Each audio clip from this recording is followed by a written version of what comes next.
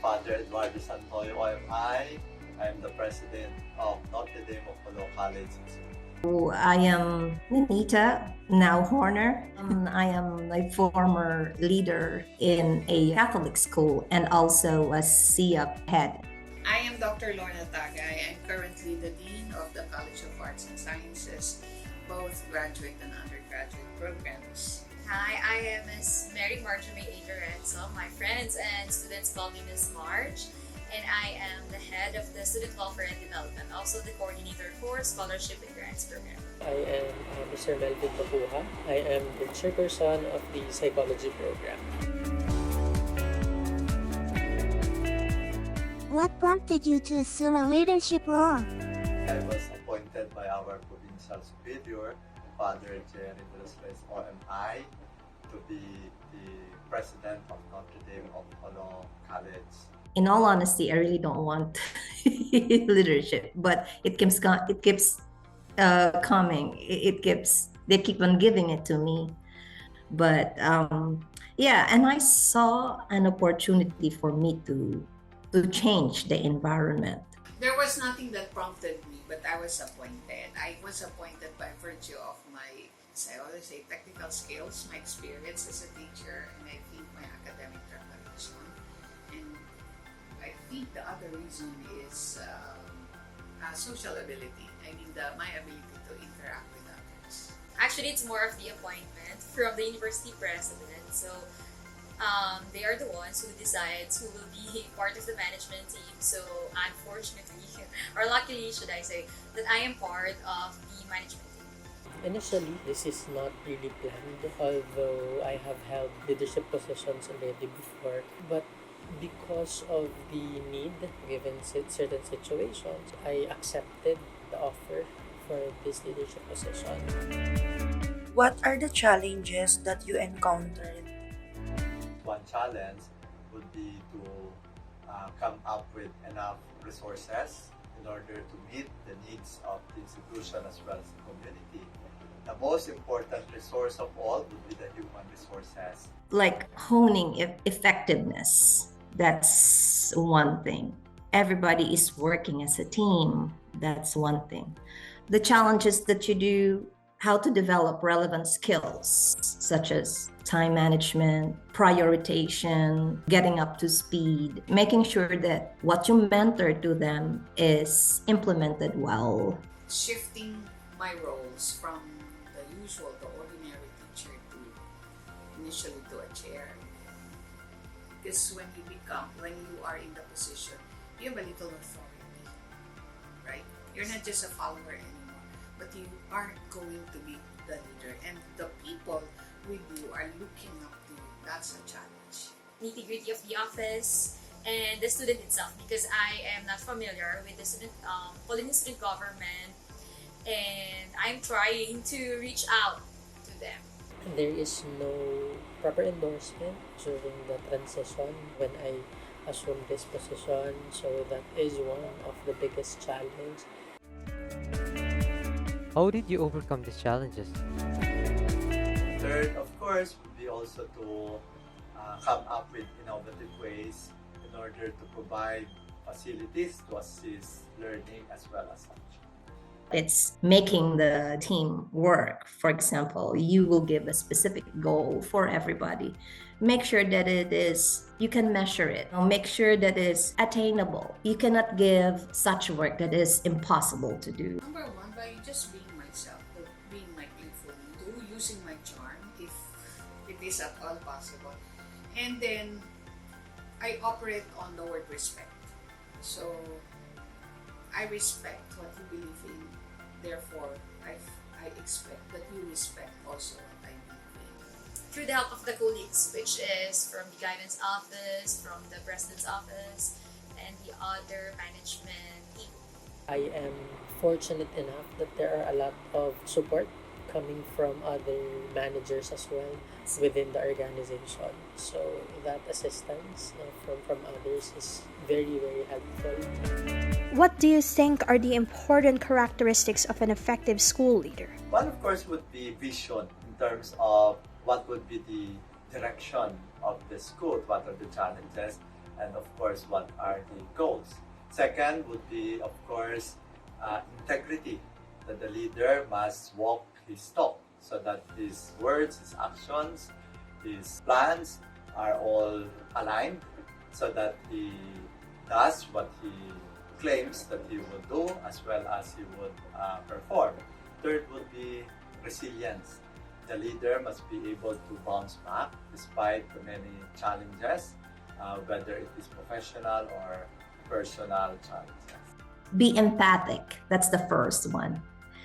You know, it's sometimes when you talk to your subordinates with empathy, seeing it in their view, not in your view, because you have your view as a leader and they cannot see that.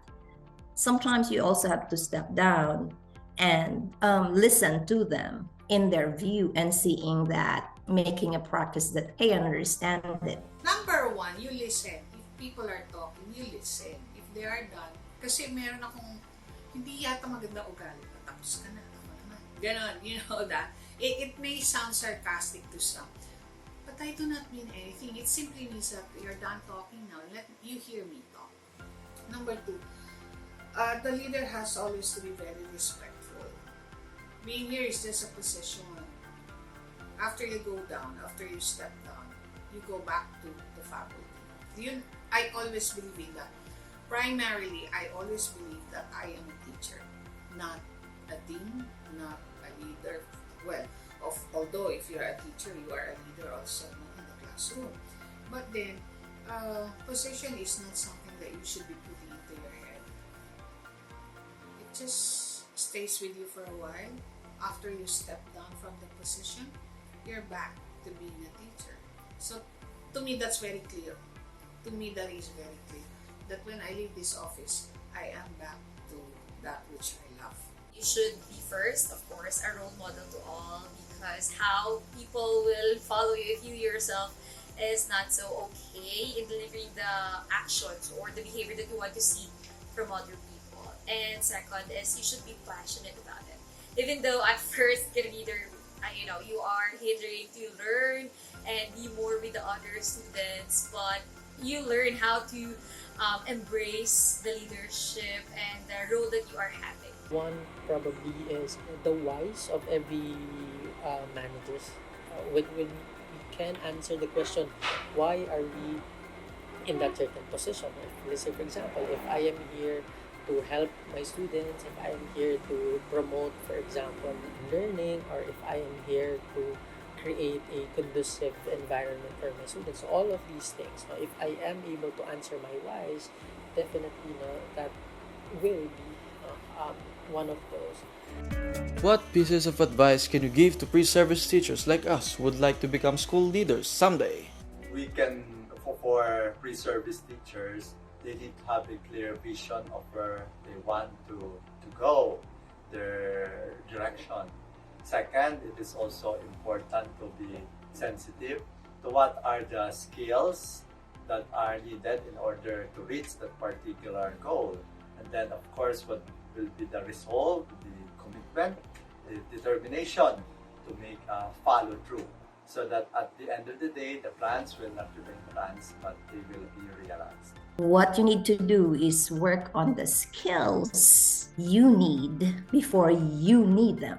So, because you're not a leader yet, but that you can already be a leader right now by practicing it. For example, at school, even at home, look for leadership opportunity inside and outside. Number one, be good at what you do. If you're teachers, be good as teachers, because people will notice you not because you speak well, but because you are good in the classroom. You have an effect upon the students. You have an impact in their lives. To me, that's number one. Number two, yung sinabi ko, using authority is as important as when not using it. So it's not because you're the leader you can be punitive, you can punish people for making errors or making mistakes. No, it's not like that all the time. At higit sa lahat, ito yung lagi kong sinasabi to my teachers, my student teachers. You always have to put your heart So transparency is one. Number two is if you gotta be good all the time. Even if people tend to abuse you, syempre pag if they abuse you naman, you can feel it, right?